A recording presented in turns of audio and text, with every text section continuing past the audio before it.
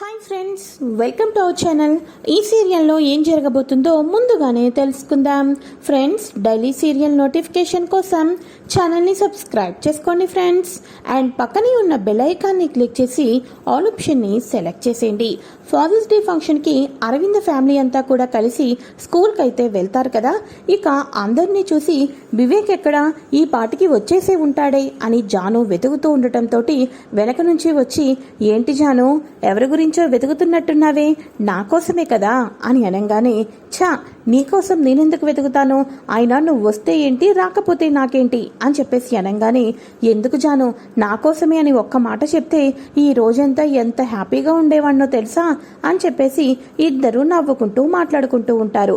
అయితే స్కూల్కి వచ్చిన దేవయాని, ఈ పిల్లలేంటి, ఈ స్కూల్ గోలేంటి, నా కొడుకుని ఆ జాహ్నవి నుంచి దక్కించుకోవటం కోసం మాత్రమే వచ్చాను, వీడు మాత్రం కనిపించటం లేదు అని చెప్పేసి చూస్తూ, ఏరా అందరు ఇక్కడుంటే నువ్వు ఒక్కడివి అక్కడేం చేస్తున్నావురా అని చెప్పేసి దేవయాని వివేక్ని తీసుకుని వస్తూ ఉంటే అప్పుడు అరవింద్ అంటుంది, ఎందుకు దేవయాని, నీ కొడుకు నీ అంగీకారం లేకుండా జాను మెడలో 3 ముళ్ళు వేసేస్తానేమైనా చెప్పాడా?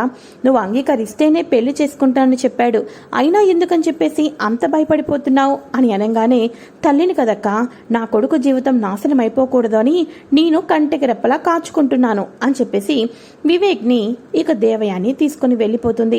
ఇక వెంటనే అప్పుడు అరవింద జాహ్నవితో, నువ్వేమీ బాధపడద్దు జాహ్నవి, తప్పకుండా దేవయాని ఒప్పుకునే రోజులు ముందులోనే ఉన్నాయి, నీ ప్రేమ వివేక్ ప్రేమ తప్పకుండా గెలుస్తుంది అని అనగానే, నాకు నమ్మకం లేదు అత్తయ్య గారు.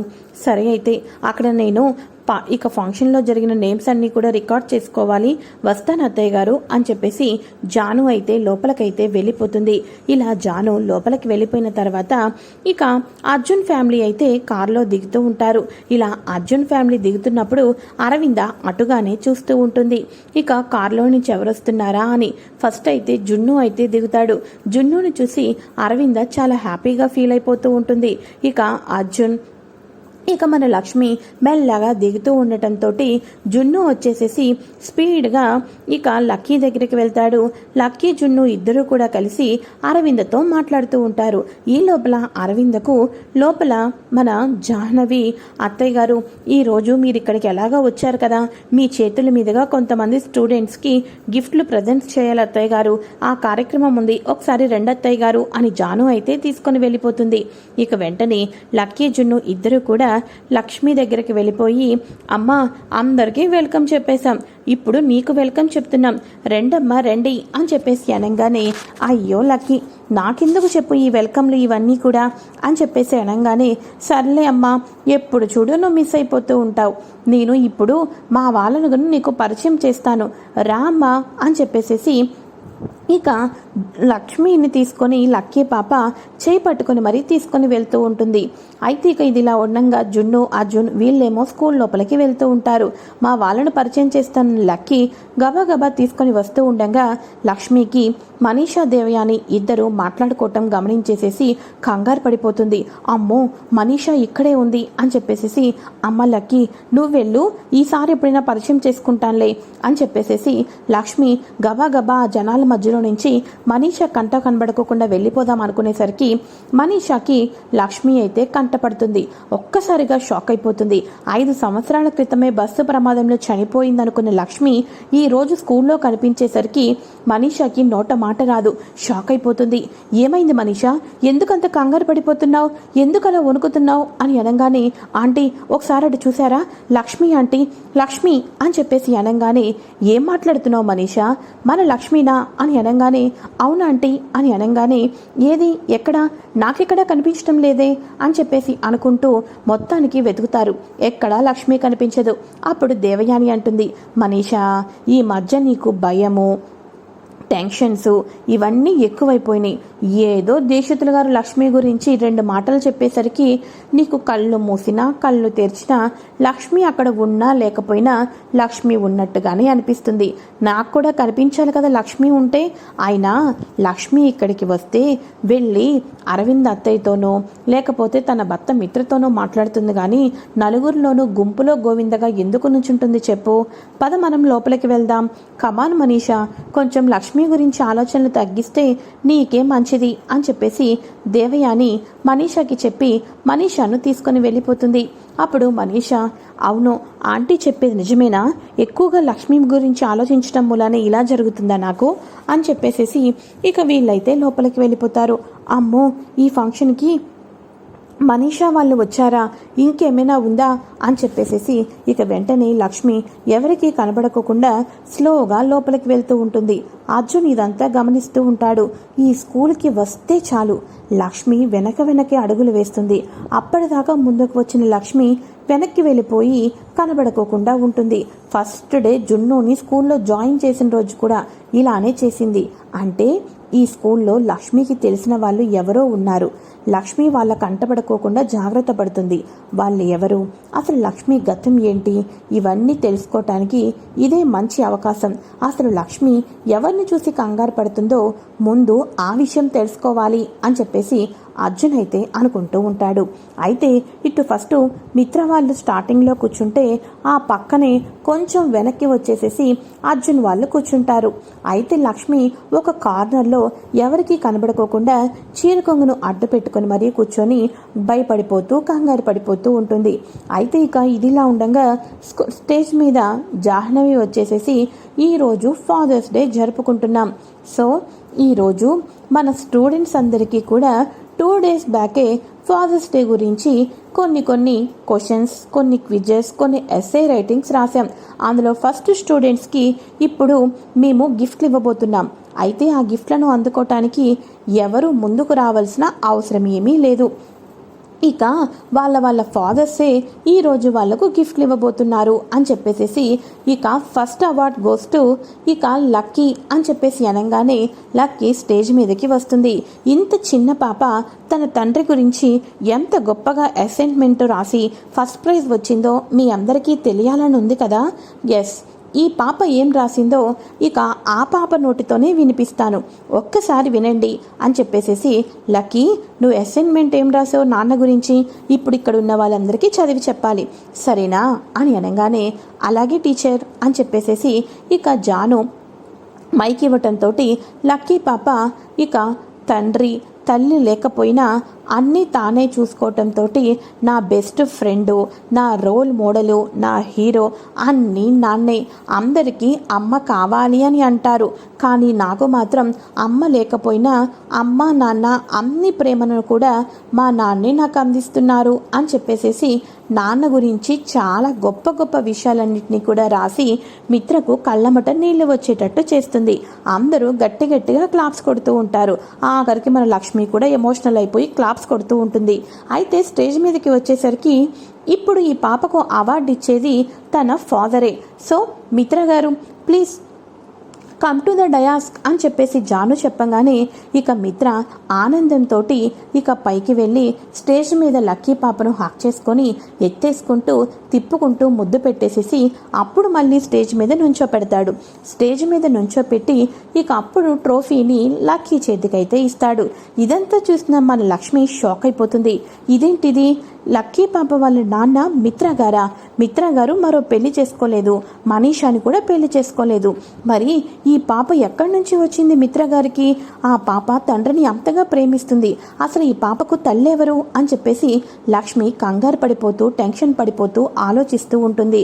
అయితే ఇక ఇదిలా ఉండగా అప్పుడు మిత్ర అంటూ ఉంటాడు, ఫ్యామిలీలో మనకు ఎన్నో ప్రాబ్లమ్స్ ఉండొచ్చు, కానీ మన చేతిలోకి మన పసిపిల్లలు వచ్చేసిన తర్వాత మనదంతా మారిపోతుంది.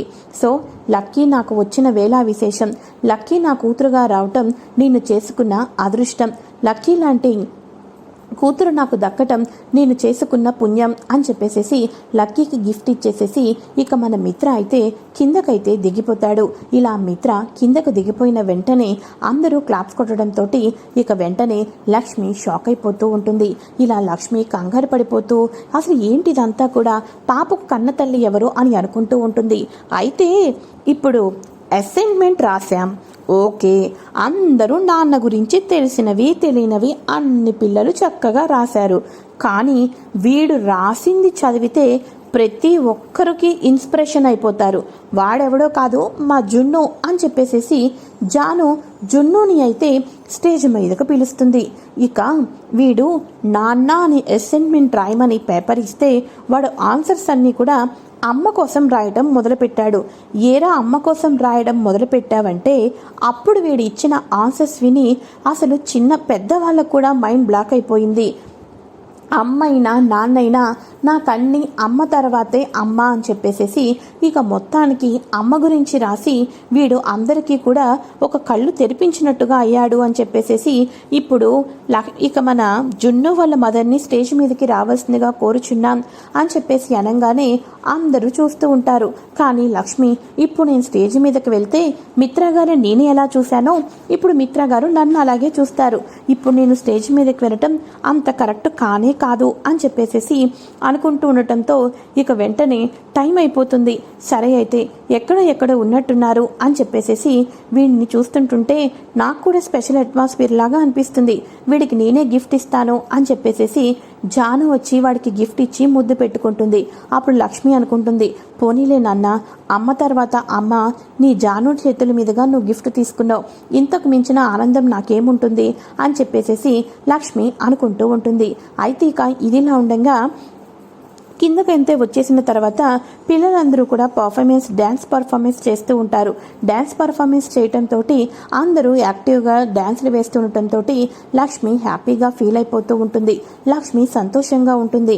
అయితే కుర్చీలో కూర్చున్న మనీషా మాత్రం ఇక్కడ ఎక్కడైనా దాచుకుందాం లక్ష్మి, ఒకసారి చూద్దాం అని చెప్పేసేసి లక్ష్మి కోసం వెనక్కి తిరుగుతూ మొత్తానికి ఒక కన్ను అయితే వేస్తూ ఉంటుంది మనీషా. అమ్మో, లక్ష్మి మనీషాకి నా మీద అనుమానం వచ్చినట్టుంది, అందుకని ఇప్పుడు నేను ఇక్కడ కూర్చోకూడదు, వెళ్ళిపోవాలి అని చెప్పేసేసి కార్నర్లో కూర్చున్న లక్ష్మి ఇప్పుడే వస్తాను ఆంటీ అని చెప్పేసేసి ఇక ఇందిరమ్మకు చెప్పేసి లక్ష్మి అక్కడి నుంచి వెళ్ళిపోతుంది. లక్ష్మి అక్కడి నుంచి వెళ్ళిపోయి ఇక వెంటనే మనీషా ఆ వెనక్కి ఎక్కి చూస్తుంది.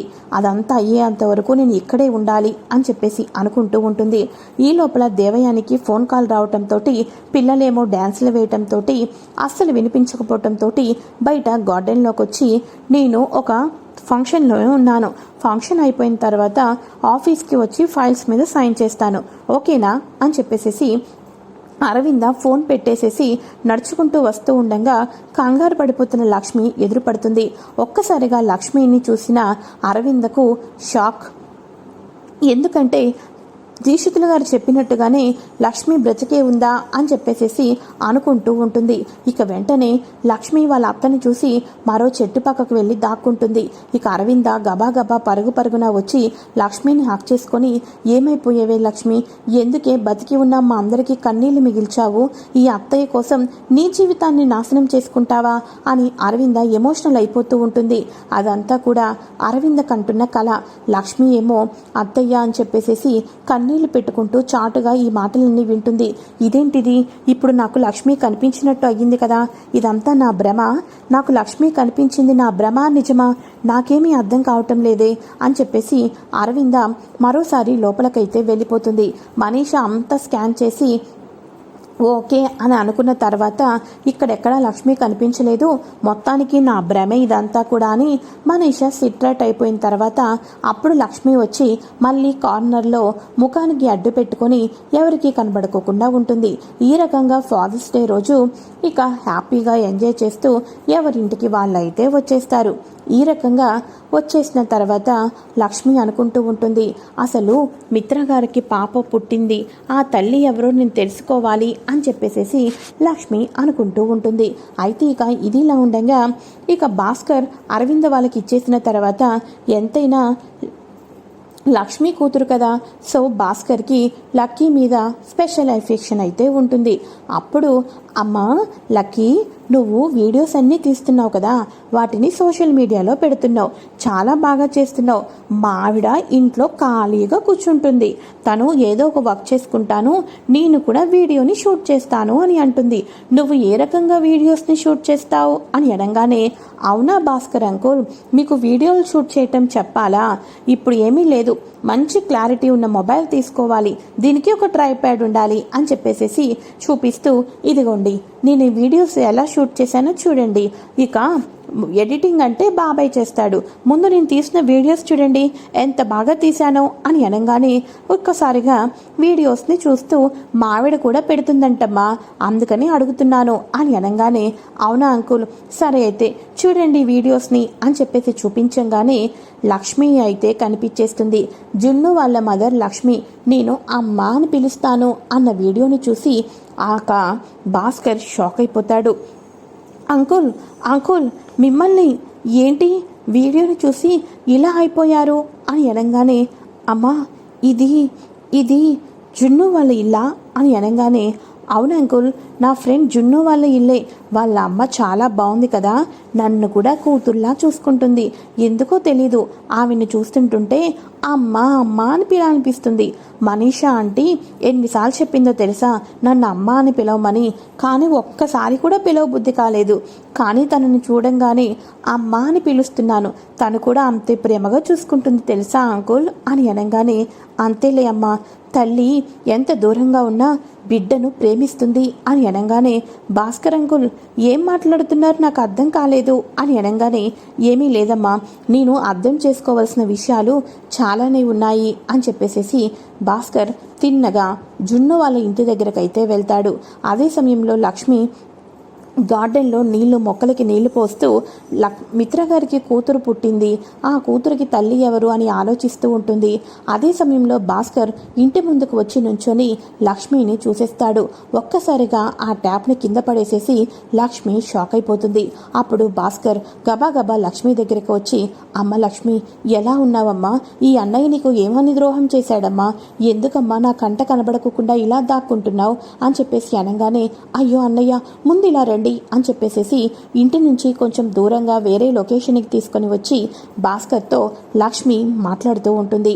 అయితే ఇక అప్పుడు భాస్కర్తో లక్ష్మి మొత్తం మాట్లాడిన తర్వాత లక్ష్మి తన గతం గురించి చెప్తూ ఉంటుంది. లక్ష్మి తన గతం గురించి చెప్పిన తర్వాత అప్పుడు మిత్ర గారికి కూతురు ఉంది కదా అన్నయ్య, ఎక్కడ తను ఎవరు కూతురు అని అనగానే కూతురికి తల్లి ఎవరిని అడుగుతున్నావా, నువ్వే అమ్మా బిడ్డకు తల్లి అని అనగానే ఏం మాట్లాడుతున్నావు అన్నయ్య, నాకు పుట్టింది బాబాయ్, వాణ్ణి తీసుకొని మీ నుంచి దూరంగా వచ్చేశాను, 5 ఏళ్ళు అయిపోయింది, ఇప్పుడు ఆ బిడ్డకు తల్లి నేనెలా అవుతానో అని అనగానే ఆ రోజు నీకు కవల పిల్లలు పుట్టారమ్మా లక్ష్మి, కాకపోతే నువ్వు స్పృహలో లేవు, స్పృహ వచ్చిన తర్వాత బాబు మాత్రమే పుట్టావనుకున్నాడు, కానీ పాపను మిత్రగారికి ఇచ్చి ఆ నర్స్ వెళ్ళిపోయింది.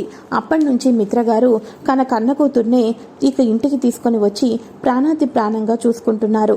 అమ్మా భార్యాభర్తలు అన్నాక చిన్న చిన్న సమస్యలు వస్తుంటే పోతుంటాయి, అలా అని చెప్పేసి ఇలా వెడివిడిగా ఉండటం కరెక్ట్ కాదమ్మా అని అనగానే అయ్యో అన్నయ్య నీకు మనీషా గురించి నీకు తెలీదు, సో ఇక నీకు మనీషా గురించి నిజం చెప్పాలి అని చెప్పేసి మనీషా గురించి నిజాన్ని చెప్పి నేను కనిపించినట్టు నాతో మాట్లాడినట్టు నువ్వు మరెవరికి చెప్పనని నా మీద ఒట్టయ్య అన్నయ్య అని బలవంతంగా భాస్కర్ దగ్గర ఒట్టు వేయించుకుంటుంది లక్ష్మి.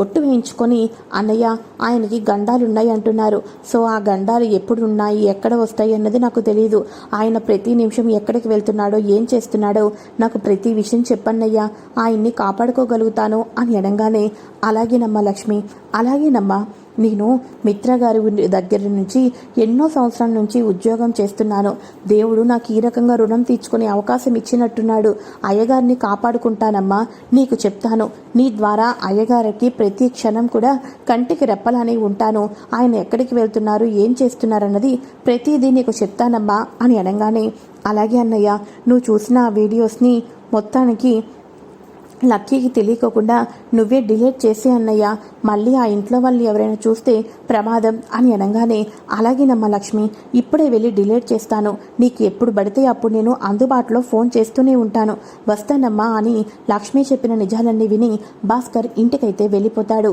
అయితే భాస్కర్ లక్ష్మి మాట్లాడుకోవటం అర్జున్ అయితే చూస్తాడు.